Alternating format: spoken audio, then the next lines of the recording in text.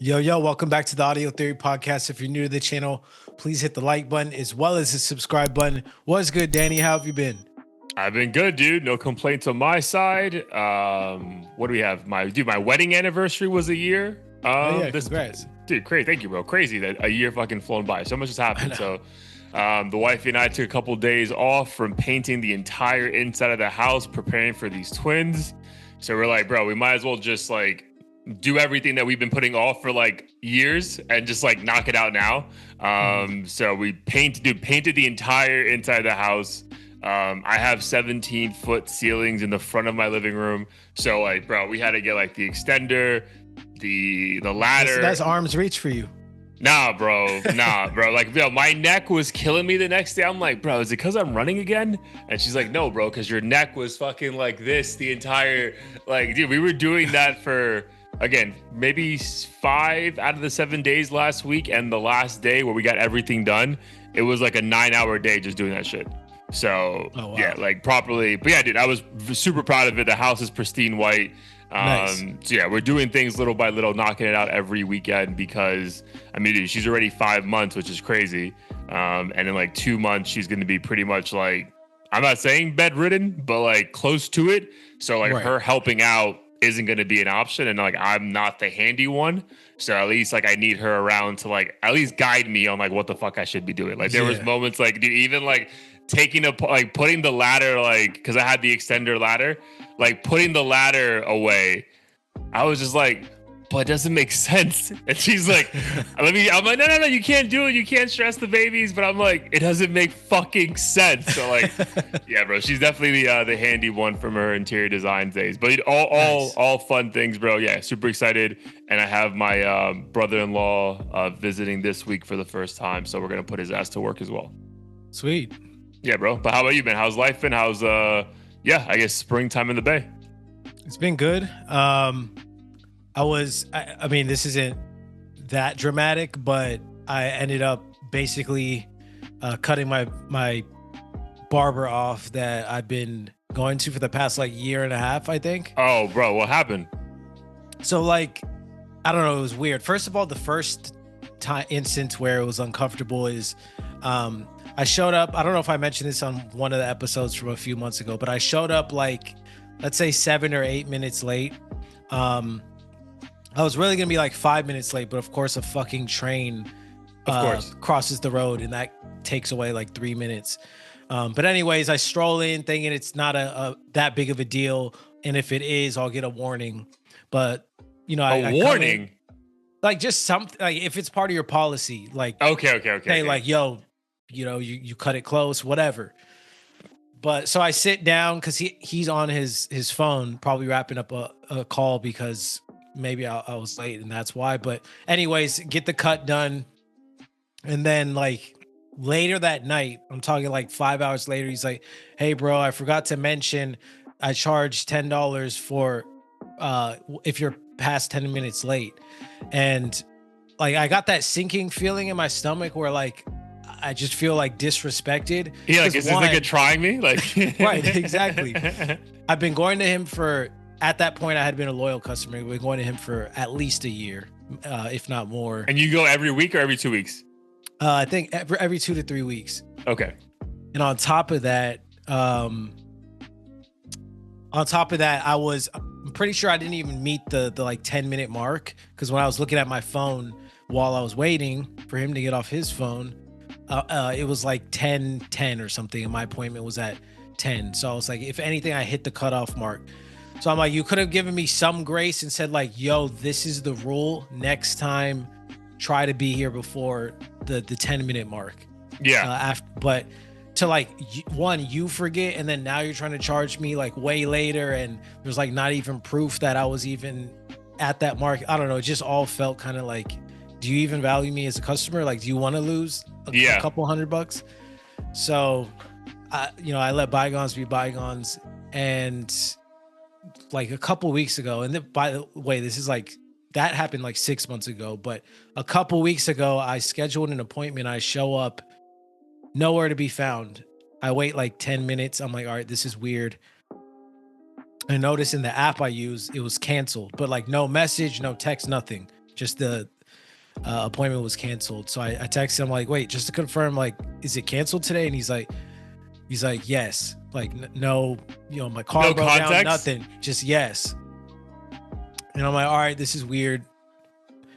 I'll give him the benefit of the doubt. Maybe some traumatic shit happened. He's just like not in the mood. But I reschedule, and then obviously I'm on edge. So the morning of, before going, I check the app again. And of course, 40 minutes before the appointment, he does the cancellation thing in the app. What? And then texts me maybe an hour later. But at that point, I had already browsed barbers in my area, found a new one that I really like. Just straight to the point, no bullshit. So yeah, I'm obviously not gonna go to give him my business anymore. But I don't know, I just thought it was weird, and it pisses me off, like how some people don't have business, like the most basic business sense. Yeah.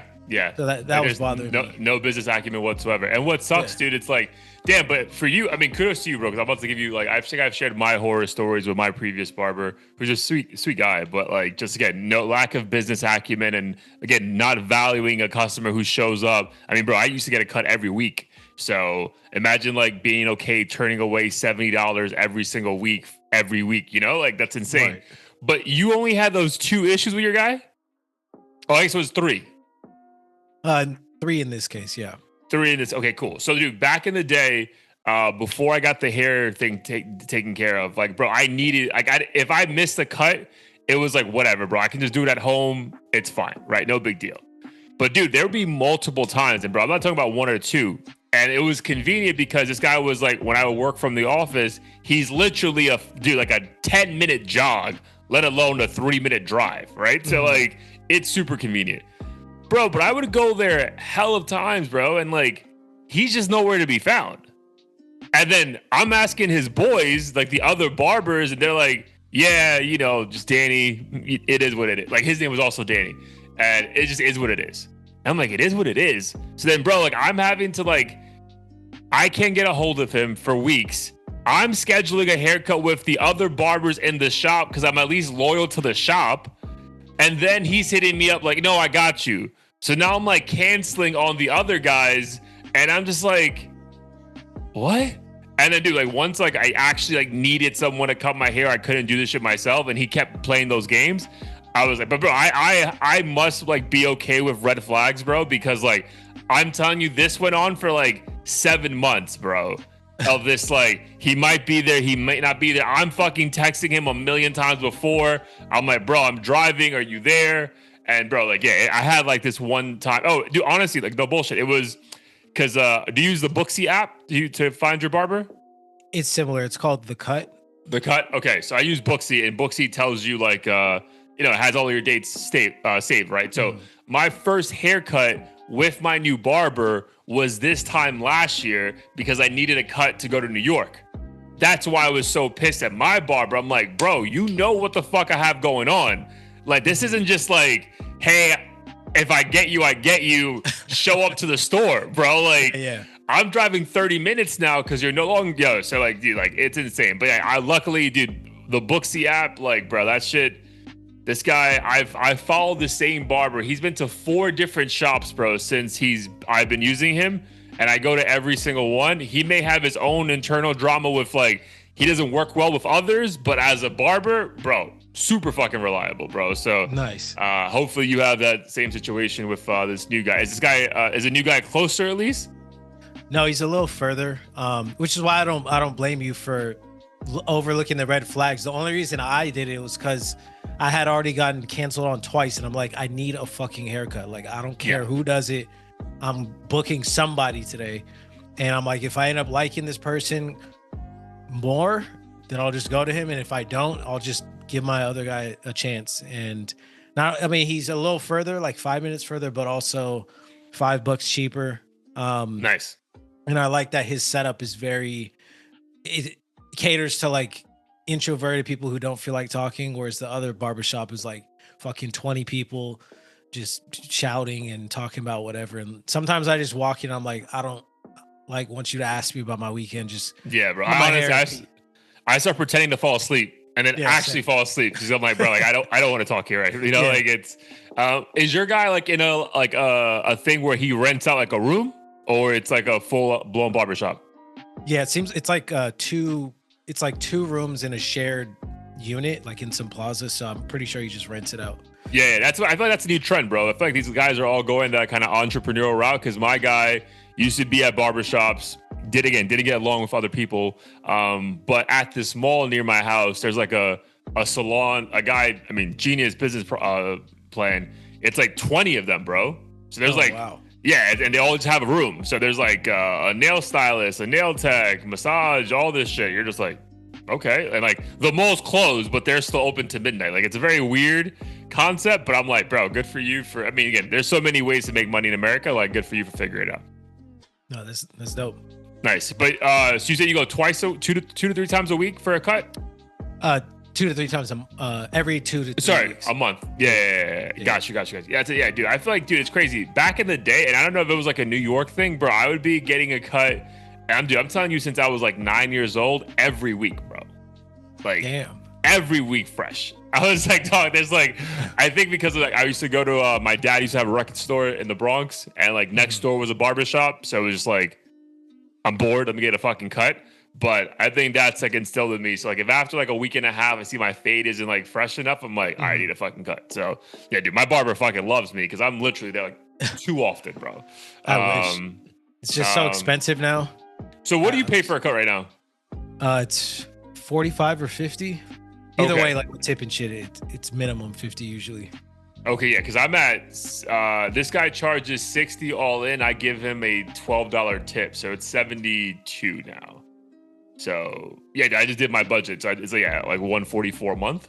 So again, I feel like females is way more expensive, but it's also like, I don't know, bro. Like, yeah, like what's the other option? Like not getting a cut, you know? So like right. And I've considered like, do I want to learn how to cut my own shit? But unlike the pandemic where I had the ability to look like a dumbass for 6 months or whatever and practice on myself, like, I don't know, it just doesn't seem like it's necessarily worth the trial and error, but who knows? Maybe I'll have to one day. Like if I'm in a country where like absolutely nobody knows how to do my hair. I feel like that's the only way that you can get by with it though, right? Because I feel like if you're in the Bay or like me being in South Florida, Miami, whatever, like, bro, people can tell a bad cut, you know? Yeah. So like when I was in Thailand, I cut my own shit. I was like, bro, I don't give a fuck. You know, like I'm at 5-star hotels. All right, I have a bad haircut. I'm on fucking vacation. Like I don't know what to tell you. But like when you're going to like your normal restaurant and they're like, you good, bro? Like I feel like their eyes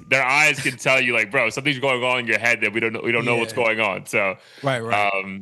Yeah, good luck to you. So you already got a cut from this guy, or this could be your first time? I got a cut last week.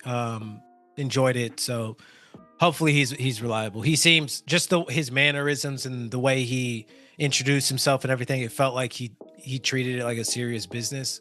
Which is what you need. I didn't get that same thing from the original guy. Yeah, which is what you need. Cool. Awesome, bro. Well, let's get into it. Episode 209. Episode 208 is everywhere where podcasts and on YouTube can be found.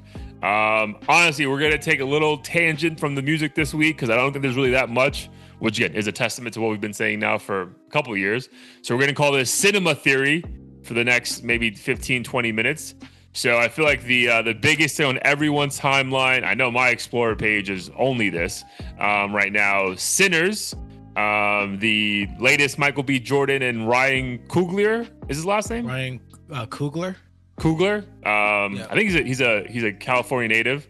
I think he's a Bay native actually. But their latest film, that Cali accent is strong, bro. Like I remember hearing it at times when he did like Black Panther stuff behind the scenes, but like I was like, oh damn, like this is like, did it get stronger? You know, like, like right? Some people really fucking know where you're from, but again, kudos to him. But their movie Sinners is second week in a row, number one, which is odd because again, not that many films get that buzz anymore. Everything's straight to Netflix or HBO Max, and they beat out a couple other heavyweight movies. Like I think Minecraft did very well, but they still beat that. And we'll see if they beat the new Marvel movie. I think Thunderbolts. Is that what it's called? Thunderbolts comes out this weekend. Is it Thunderbolts? Yeah, Thunderbolts. Yeah. That's the latest MCU universe thing. But Sinners, you've seen it, I've seen it. The reviews, I mean, this is probably one of the best reviews movies I've ever witnessed on Rotten Tomatoes with my own eyes. Before we go into like the symbolism of the movie, how did that movie make you feel like watching it?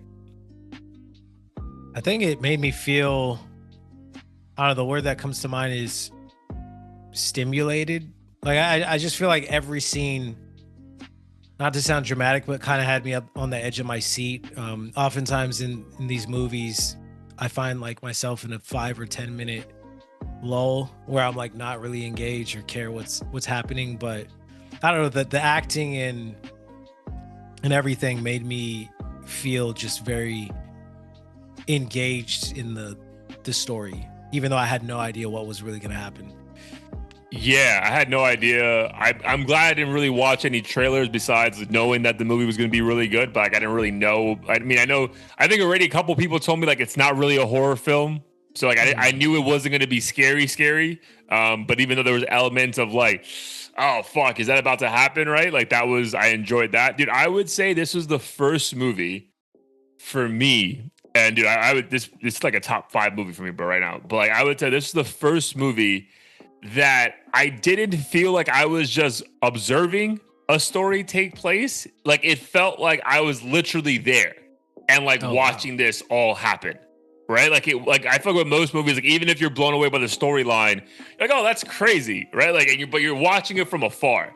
Dude, there was moments where it was like the twins and then Sam and like having conversations, and it's like, bro, like it's like you're in the car with them. It's like you're in the cornfields with, like, dude, it was just felt like the way that was shot cinematically was just out of this world, bro. And then for it not just to be a well shot movie, but like a well acted movie, I would say the script was maybe not the greatest script in the world, as far as like there were some lines that were corny, maybe quote unquote, but I felt they still had like an impact, right? Like some of like Mary's line by the character that Haley Steinfeld plays.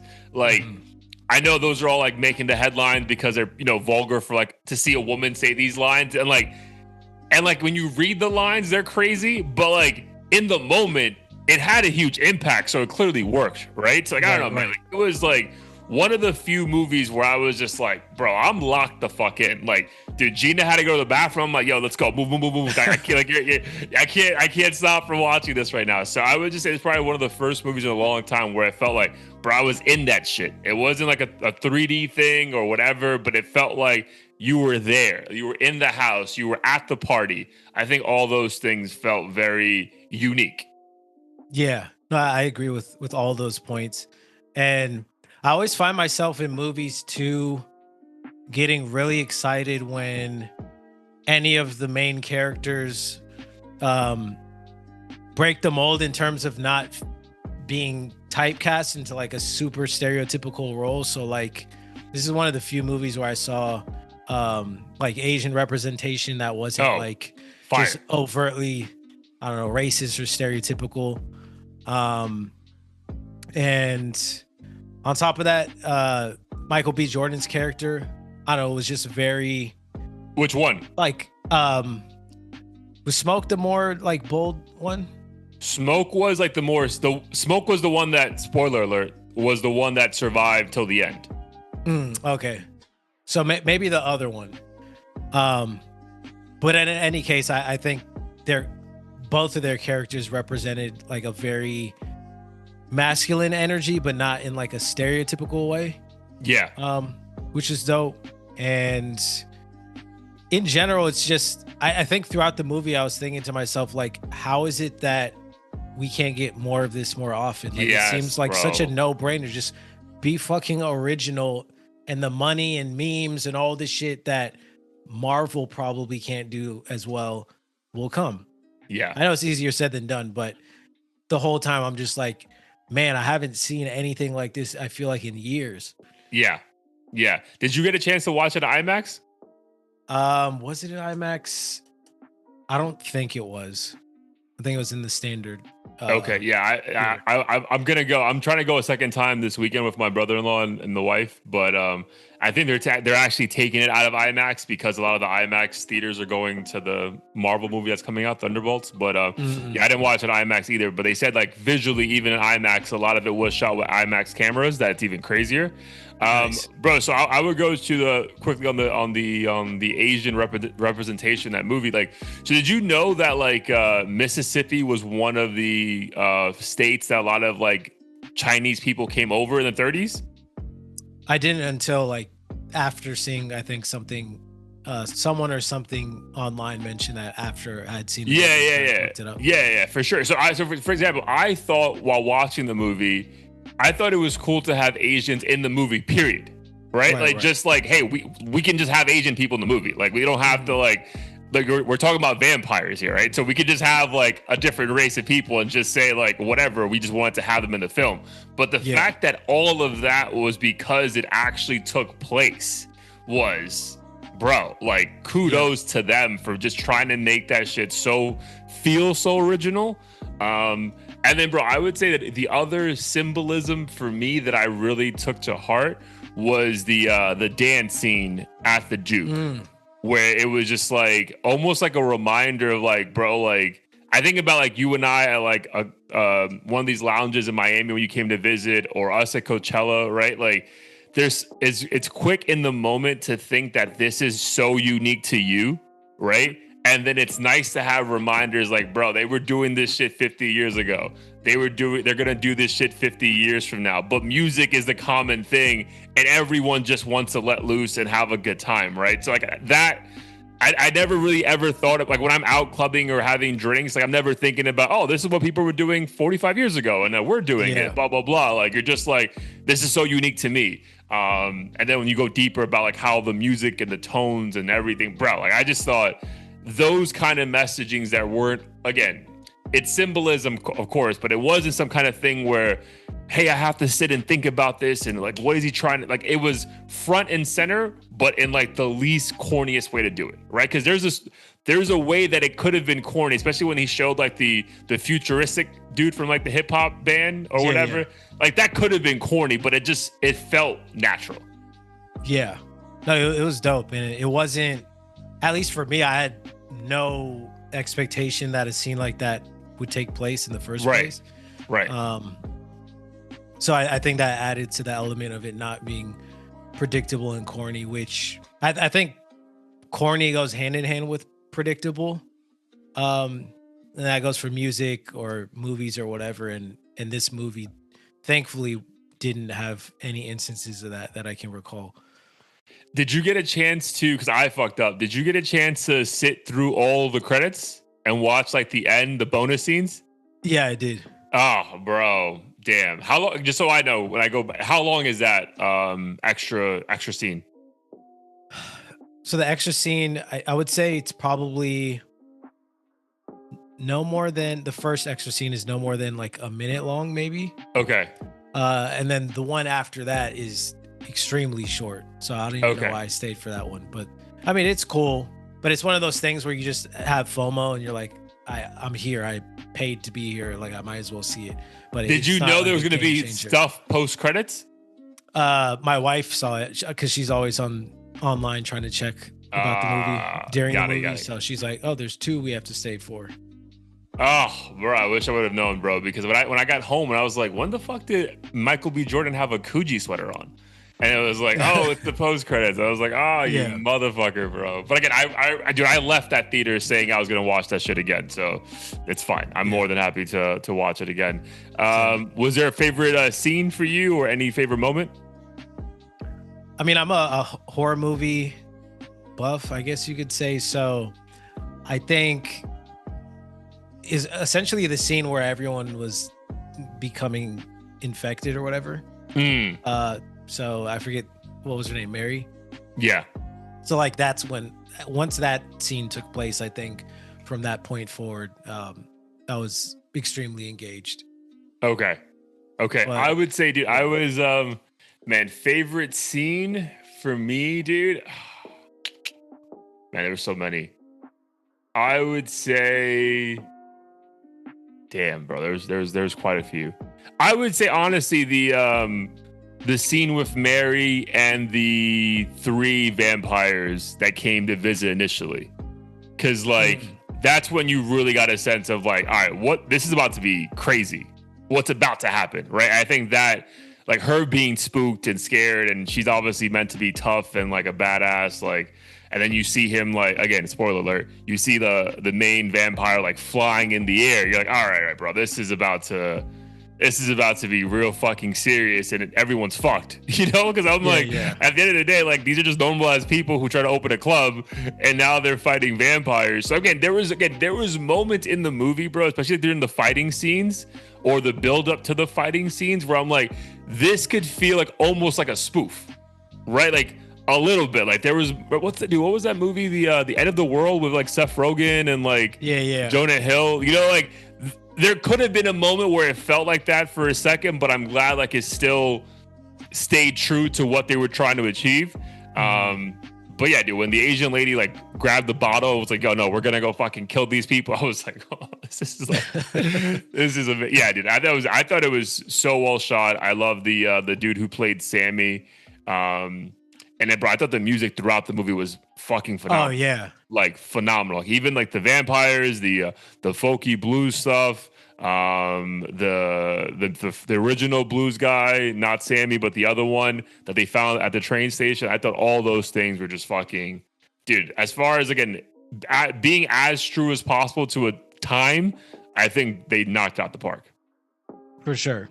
Yeah, and music, I think for me is always like one of the more underrated aspects of movies. Obviously people might, subconsciously be influenced by it, but I think whenever I'm in a movie and I'm feeling that rush of adrenaline, oftentimes it's like the music kicking in at the perfect time, and this movie did that very well in my opinion. Yeah, and different versions of it, right? Like the hip hop aspect of it, the stream blues, the terror haunting, beats. So yeah, man, all over the place. And I would say Michael B. Jordan and Ryan were smart. I do think also to just like, because obviously at the core, this is obviously like a beautiful black movie, right? Like at its like, culturally shifting. Hey, that's a black story by black individuals. Like I love everything about that. But there could have been a storyline here that people are pushing back on, like the main actor having sex with a white woman, right? And that would happen. I do like that one of the twins is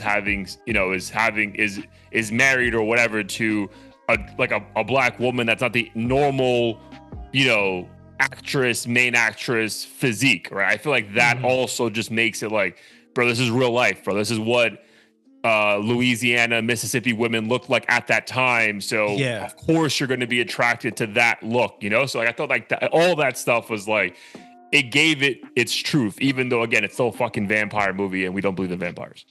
Yeah, I'm glad you brought that up, because I think a lot of people feel like it's not that big of a deal until it's a big of a deal for them. So like I say that to mean like a lot of people might feel like, oh, what's the point of like, who cares about black representation or like real bodies or whatever. But then as soon as they want to cast fucking Pikachu as a Chinese person, now like everyone's up in arms. So maybe that was a bad example because it's from a Japanese cartoon. But in any case, that was one of the aspects of the movie I appreciated as well. And I think people just want to feel like the film is representative of the real world. Yeah. And then also not perpetuating stereotypes that we're just so sick of seeing.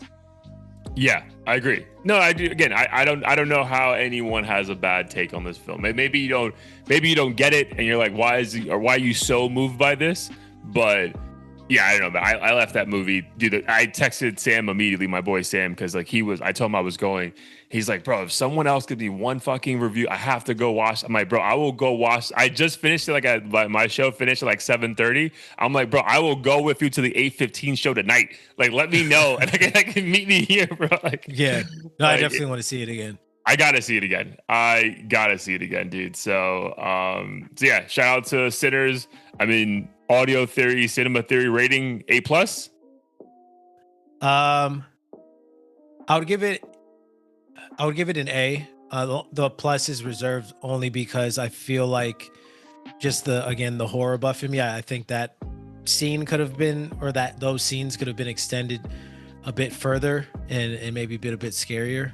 Maybe have been a bit scarier, but I know that wasn't the angle, so can't knock it too much. So do you wish that the horror genre wouldn't have been added to the film? No, I wish they played more into it. I feel like No. I get that. I get that. But I'm just saying the fact. I mean, did you leave that movie thinking you just watched a horror film? No. I felt like, I guess it would. That's what I'm saying. Like a thriller or something. Yeah, I felt it was way more thriller. Yeah. Again, because I was a little bit confused. Like the same way. I mean, we talk about like genres and music and like. Is this Tyler album really hip hop kind of a thing, or Gotti and stuff? I wonder if it was just horror because like, oh, vampires involved, so we have to make it it's called a horror film, and it's like, yeah, because at no point did I think horror, bro. Like there were scary movies, so I feel like that's like that falls in my mind as like a thriller. But I think if it's thriller and then people are getting killed, then it has to be a horror film. I want to rewatch the trailers, but I think every trailer I had seen depicted it as a horror film, but maybe the line is just so blurry between thriller and horror in some cases. Yeah. Agreed. Yeah, we should probably chat GBT. What is the fucking definition of a horror film? I will say, do one thing. Maybe my second favorite scene was, yes, I would say this. My second favorite scene was when not Stack. I can't remember the other brother's name, but like the more Smokes. What was it, Smoke? Yeah, I think Smoke is like the army, the guy who survives at the end, right? Again, spoiler alert, dude. When he's trying to roll a joint or a cigarette, and he's having the flashbacks of everyone who was at the house that day at the Juke, and then obviously eventually dies. Like, bro, I love that scene because it gave like a reality to the fact of like, bro, you didn't, again, to the whole point of me thinking like, hey, you felt like you were actually there. Like, bro, this wasn't just some like, again, Marvel movie where like you throw the Hulk into a building, the building collapsed, and you assume people died. Like these were like, he knew these people, like these were the people that he grew up with, people that, their hard-earned money from picking cotton, and they're giving coins instead of, whatever or buttons to fucking pay for drinks that lost their lives. So like that realization, that moment, and then also the fact that he realized that even though the vampires were out to fucking kill him, they told him the truth about the Klans members, and they were like, bro, they're coming to kill you, so you might as well join ours. Like, dude, that mental fuck up that he was going through, bro, I thought that was like the best cinema I've seen in like years. Yeah, it was dope. And it just goes to show that you can incorporate elements of like real history without making it feel like preachy or like some shit that we've seen a billion times that people will feel like is like a low-hanging fruit or just an easy cash grab. Definitely creative. Very creative. Yeah. And it's just like, I agree with your point completely. Again, I know these two guys are super talented, but it felt like I feel like this is going to be, I feel like why a lot of people, especially like in the industry, are like really rooting for this movie to keep doing well. To your earlier point, like, I feel like more people have original stories like this that they can tell, right? But like the studios don't want to back it because they much rather just do the quick Netflix thing, get the money from that, and like keep turning out but like, dude, like you can see the quality, dude. Like, I feel like the HBO shows now have better quality than the movies we're getting because, like, again, the money's there because people are watching it, right? But yeah, I think there's still a future for cinema if we're getting movies like this. So if you haven't yet, go check out Sinners. Highly recommended. High rating from us, A/A+. But yeah, go check it out. Second topic, Kendrick GNX tour has officially kicked off. I think last night or the night before, he was in Atlanta, brought out Cardi. They performed a couple songs. Cardi announced that the second album's on the way very shortly. Take for that what you think. But yeah, what are your thoughts? Are you seeing the clips of the concert? You're getting eager for yours. Yours is in May, right? Yeah, end of May. I've seen some clips in here and there. I've been trying to not avoid it. yeah, watch too many of them just because I mean I know what songs he's gonna perform, but I don't want to know all the skits and surprise appearances and stuff. Because if it was cheap, I wouldn't mind, but since it's expensive, I'm like, you better fucking surprise me with something. So, um, but I've seen like headlines and people talk about it. Fortunately, the sentiment seems pretty positive. Haven't heard any like major disappointments or anything. Um, Seems like people in Atlanta were loving the show, which I know is a big deal because that's Kendrick's claim is that Drake is essentially a colonizer of Atlanta. So yeah, it seems like he's doing pretty well, and hopefully by the time he makes it to my city, he's improved whatever things he's realized don't work quite as well. And Yeah, which is only natural. The show, yeah, especially because it'll be in California, so I feel like there's got to be an extra something he adds into it. Yeah. Yeah, because doesn't he have like a line about the Bay, like in Not Like Us? In Not Like Us, I think I know he says Oakland might be your last stop. Okay, something like that. Yeah. Oh yeah, you said Tupac. You think the Bay's gonna let you disrespect Pac or something? Yeah. And I think the next line is that Oakland line, right? Like in the same breath. Yeah. So were you? I guess again. So you haven't seen some of the clips or whatever. You're trying to stay away, which makes complete sense for all the reasons you said. Are you shocked that it's making headlines that he is performing like some of the diss tracks? Like, are you surprised that people are surprised by this? Are you even? I mean, just a step back. Are you even surprised that he's performing those songs? Not surprised he's performing the songs. I'm surprised that media outlets would try to get clicks off of that, because I mean I think it's a no-brainer. Like we've seen him do it on the biggest platform in the world. Like why the fuck would he do it on his tour? That just wouldn't make sense to me if he didn't.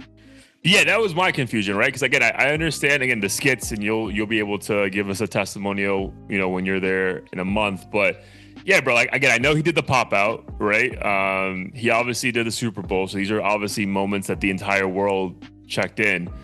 But at the end of the day, bro, those are 3 or 4. I mean, what we'll say 2-3 songs that charted, did crazy numbers. The fans know now verbatim. Bro, like you only get a handful of those moments, bro. So like, why wouldn't you keep milking it, but like, why wouldn't you perform that, bro? Like, again, if we criticize him in one breath about the Super Bowl, like, bro, you need to perform the hits. You can't get mad at him when he performs the hits, and you're like, oh, but you just want to keep this Drake beef going, and that's why you're doing it. I'm like, bro, like at the end of the day, bro, Euphoria was a banger, like, and obviously Not Like Us is gonna get played, but like those 2 songs are like. And then obviously the Like That feature, like he has to perform these songs, bro. Like I don't know what to tell you. This is coming from the biggest Drake stan in the world. Like, bro, like I don't even think this is like a, hey, let's keep this beef alive thing. I think this is like, bro, like again, maybe the only way he wouldn't perform it. I was trying to think of like the Jay-Z and Nas thing, whereas like Jay doesn't perform certain songs and Nas doesn't anymore, like because they're friends. Right, but if the beef is alive in the sense like we don't like each other, then bro, I'm not gonna stop doing this because of whatever reason other people think I should. Exactly, and not everyone had a chance to go to LA for the pop out show or obviously the Super Bowl, which is insanely expensive. So the least he could do is a few of those songs for the fans who were spending all this money, and the fans aren't sick of it. So why hold back just because like some sore Drake stans are like, oh my god, you're only relevant because of XYZ song. I think he knows that's what the people want. It's all we've been talking about for the past year and a half, and if anything, like it'll just make any new music he releases feel that much better, because at this point we've heard all of these songs a billion times. So I think it's a smart move on his part. Yeah, I think you got to just, again, give the people what they want, especially for his fan base. Again, and like you said, the tickets aren't cheap. I think every single stadium is sold out. I think one of the shows that he did, it might have been Michigan or something, maybe the Detroit show. I think that was like the highest grossing hip hop concert at like one venue in the history of hip hop. So again, shout out for them for breaking records. Is there any one song or maybe any one particular moment that you are looking the most forward to? One song or one moment. I mean, I would say off of GNX, Peekaboo's probably my favorite recent memory of that GNX experience.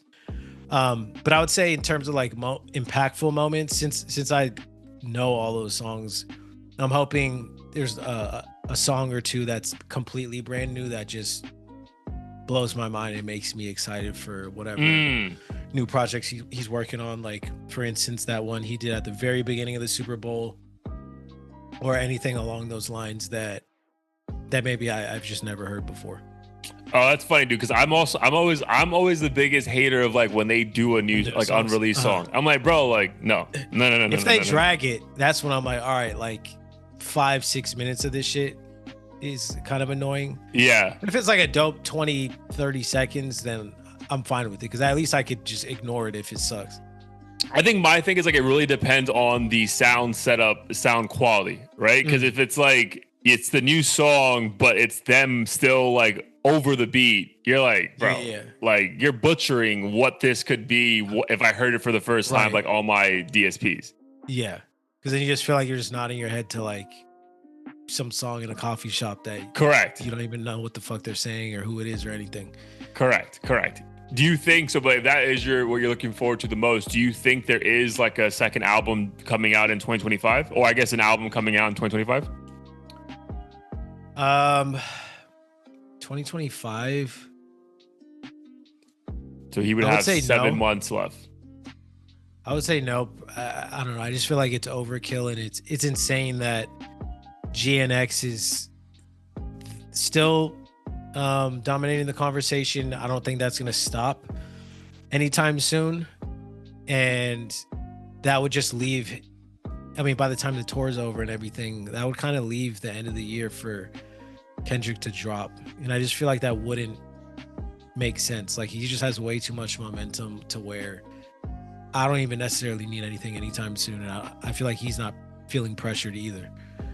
No, I don't think there's any pressure to do anything, bro. I feel like every step he's taking right now is just like gold, bro, or platinum. Because he also has I don't know if you watch any of the basketball, but like he has like the national Gatorade commercial, like during the NBA Finals playoffs, is him, and he's actually doing Peekaboo. So if you haven't seen that, definitely check that out. But yeah, I would agree. I don't think it makes sense to drop an album this year. But do you think, as far as GNX is concerned, do you think that album has like aged well?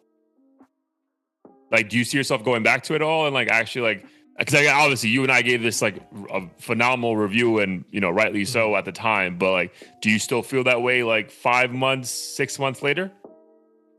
I think it's aged really well. I still listen to it from time to time, obviously not as much as before, but then again, I mean, that's just kind of the reality of every song or album. Like, no matter how much I love it, at a certain point I'm like, I can only listen to this shit so many times, and it's reached that point for me where like the Hey Now and Peekaboos, even though I love them, it doesn't hit the same to the point where I'm like, oh my god, the West Coast is back, blah blah blah. Now it's just like, that's a dope song, and I might listen to it, but I'm not like losing sleep thinking about how dope it is or anything like I was the first couple weeks or couple months.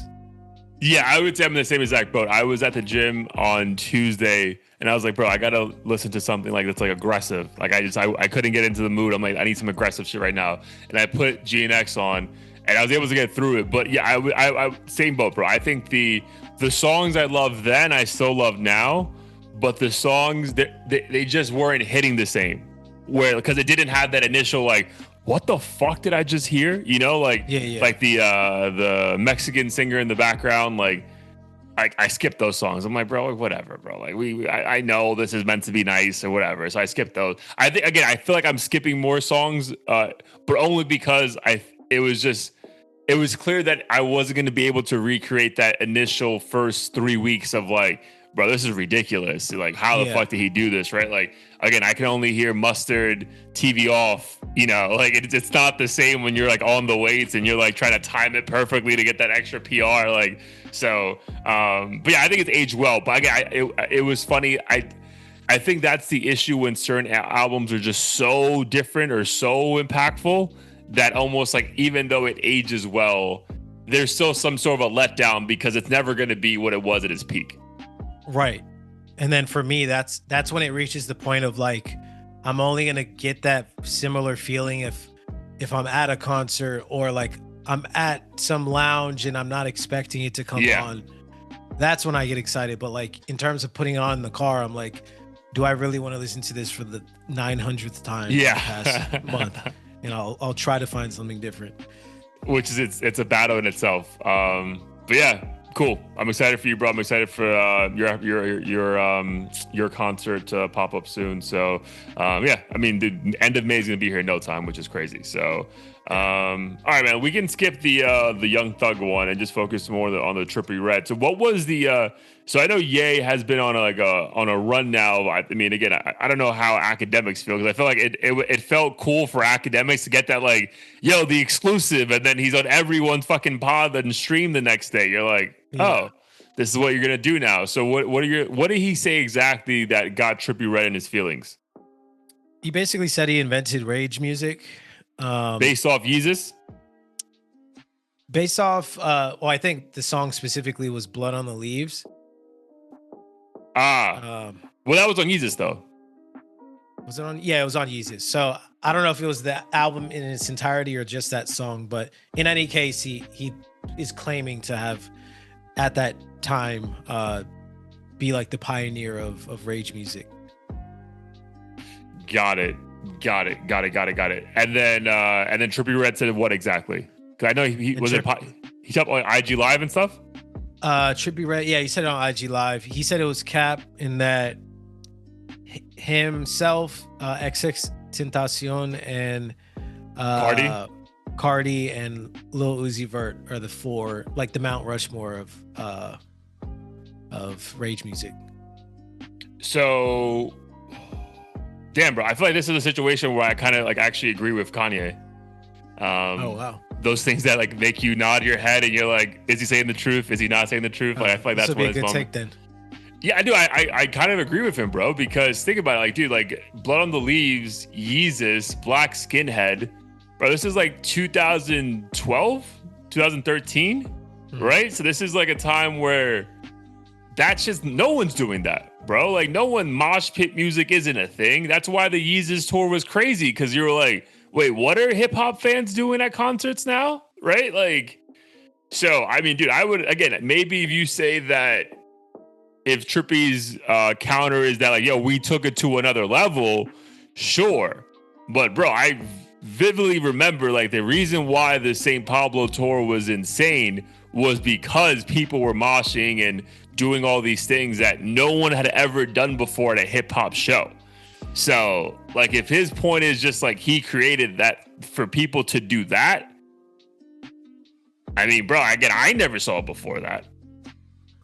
Yeah, that's a good point. I feel like it's always tricky because like the semantics and different definitions and all that stuff can make the argument be two completely separate things from each person. So like, I'm sure Trippie Redd's thinking of like current rage music and that sound and how he, Lil Uzi Vert, and Cardi kind of are making an iteration of it that maybe is not quite like Black Skinhead or Blood on the Leaves or any of that stuff, and they might have popularized it but not necessarily started it. And I think that's where things get murky, because like some people do make things popular but they're not the ones who started it.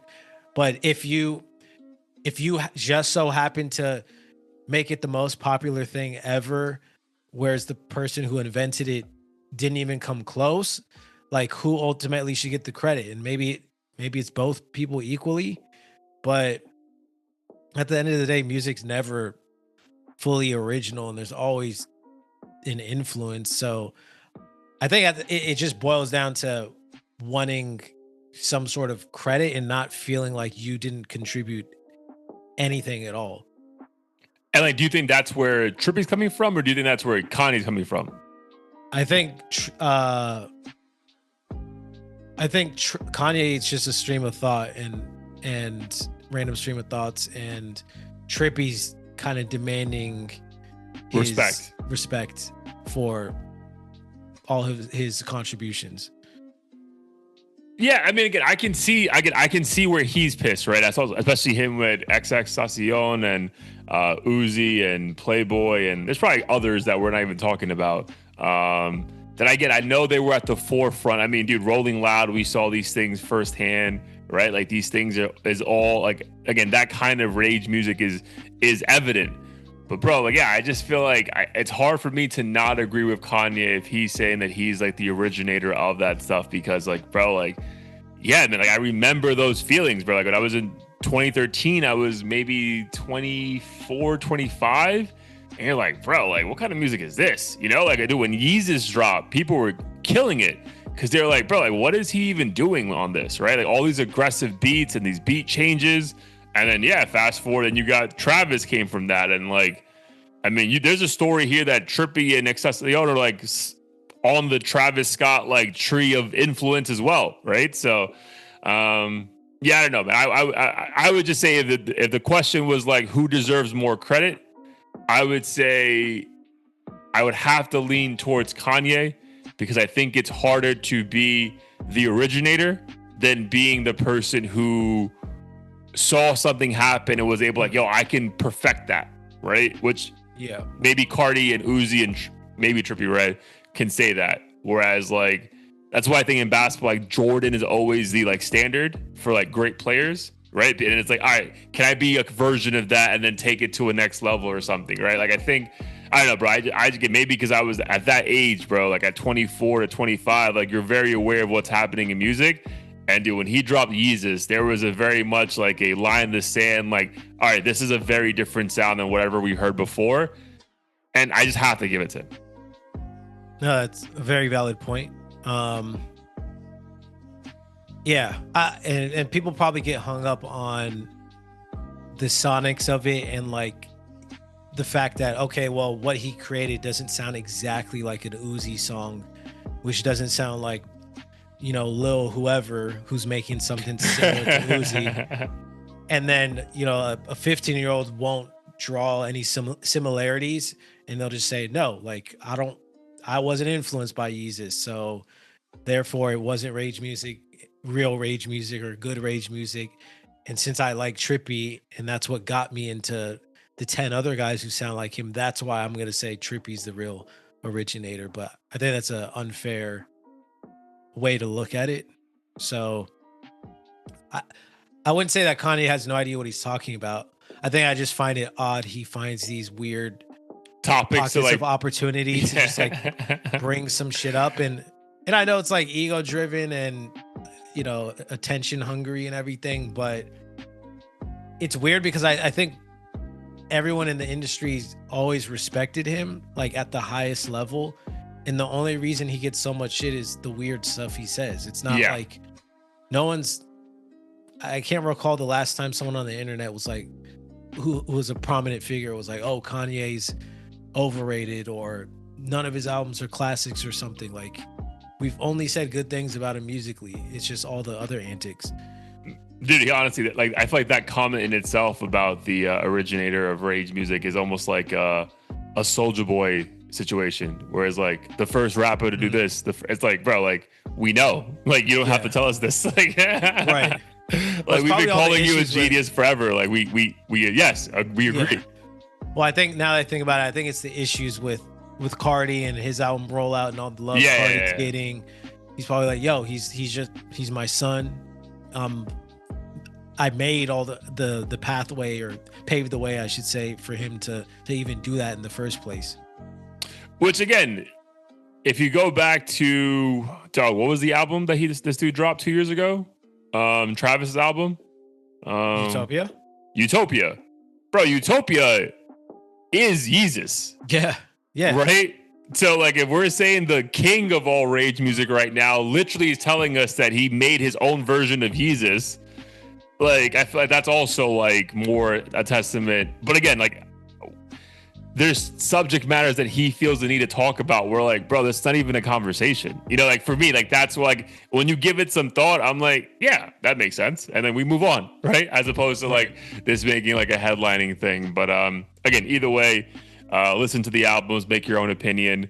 Yeah, bro, I don't think there's much on the Thug thing unless you wanted to jump into that. No, I didn't have too much on that topic.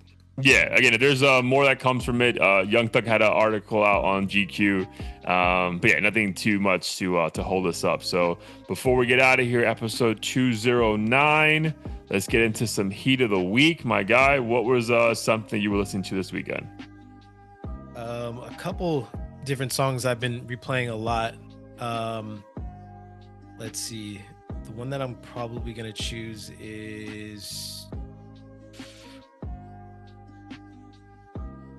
I think we'll stick with the new artist who's kind of in the hip hop genre. It's funny because now I can tell which artist blew up on TikTok without even knowing they have a TikTok because they have that one song that has the greatest hook in the world. Well, not even just the hook being formulaic, but it'll either be like a Jersey beat. It'll be usually like a Jersey beat mixed with a sample from like the early 2000s that isn't old to us, but is old as fuck to like a 15-year-old. Old as fuck. So, not to say the music isn't good. I think it does kind of like make me feel a way, but if the song's good, the song's good.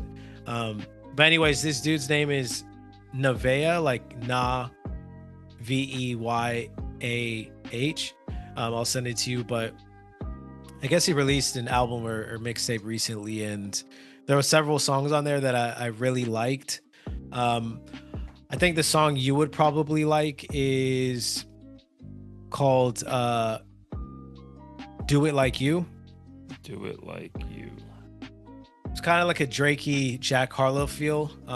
You'll know what I'm saying when you listen to it, but I feel like these are the types of songs that Is it a girl singer or is it a dude? It kind of sounds like a female artist name, but these are the kind of songs that I feel like the rappers who don't want to take themselves too seriously should be making, like a Jack Harlow. If they want to be on the charts, but not have to do like super over the top, gimmicky bullshit. Like these are the feel good tracks that I personally really like. So nice. Curious what you think about it when you listen to it. All right, and you're for sure this is a guy. Yeah. Okay. Well, no, is the album cover a girl? Yeah. Is that? Yeah, is that's that accurate? why it's like with a purple background. Yeah. Okay. Yeah, I'm just gonna add the entire album, especially because there's several other songs in there too. That slap. Nice. Oh, and it's a short listen too, which is always a fan of. 28 minutes, bro, dude. These artists would never get away with this shit back in the day when we were kids, bro. You know, imagine standing in line at Sam Goody for fucking 10 hours for a fucking 17-minute album, bro. Like, are you fucking kidding me? Oh my god, man, so funny. But I'm gonna take that out, bro. I'm looking for new stuff. Before I give my heat of the week, I want to give a shout out to our boy Just Adam. Measured Twice, Cut Once. Another short body of work, 8 songs, 24 minutes. I love the one Better With Time, but I would just say everyone go peep that if you haven't yet. Always giving love to some Audio Theory alumni. But bro, my heat of the week is I guess an oldie, man. A song that an artist or band I've never heard of. The song is called This Song, and the artist is, let me just make sure I'm saying this correctly. View credits. It's RAC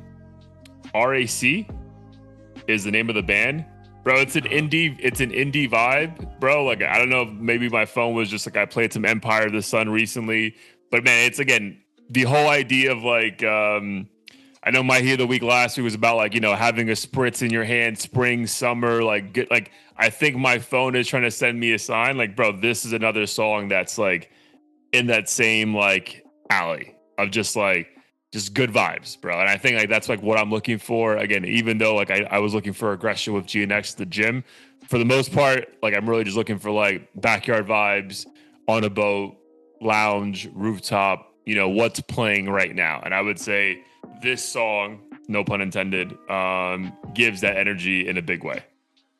Nice. Yeah, how'd you discover that one again? Bro, I just think I've been playing a lot of like feel good indie music, and my phone was just like recommended it. Nice. Yeah, I love that.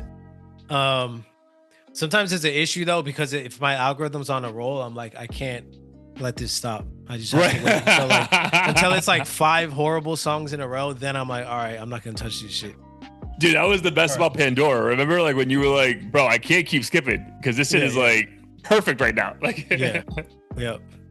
Awesome, bro. Well, listen, episode 209 in the book. Before we get out of here, bro, let the people know what we got going on and where they can find us. Yeah, sir. Catch us at audio-theory.com. New episode every week on all platforms. We also have the Heat of the Week, Spotify and Apple Music playlists on there as well. And if you're on YouTube, check down below, cop you some merch, stickers, what have you. And besides that, please like, comment, subscribe, do what you can to support the channel. Do what you can. Love you, my boy. You too. Peace.